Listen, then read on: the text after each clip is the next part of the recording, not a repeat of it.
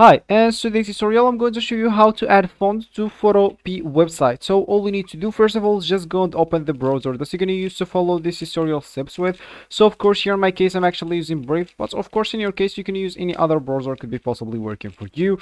And of course when you open your browser, just go here to the URL section and type photopea.com and hit the enter button.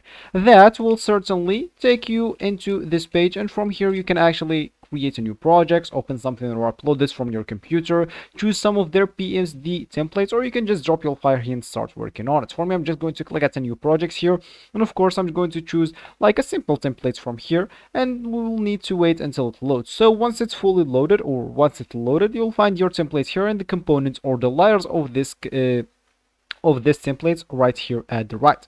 Of course you can just select whatever things here and start like moving it, editing on it, or do whatever you want. Of course if you want to go back, you make a step and you want to go back, just hit the Control Z. Of course if you make a lot of steps and like spam Control Z, you'll go to your original template.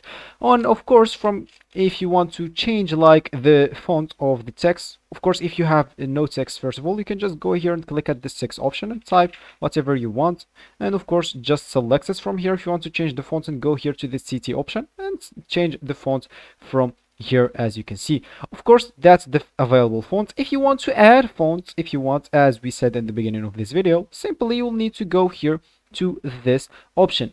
That's no is just the name of the font you are using, and as you can see you have like a lot of fonts here you can use. Of course if you know a name of a font, or if you want like a specific pixel size of a font, you can just type it here and find it, of course. And when you like something, just go and click on it. Let's say an example of this one, and of course you can start making it bigger, making it smaller if you want, and that will be actually it. So that will be actually for this tutorial. I hope you like it. Thank you guys for watching, and goodbye.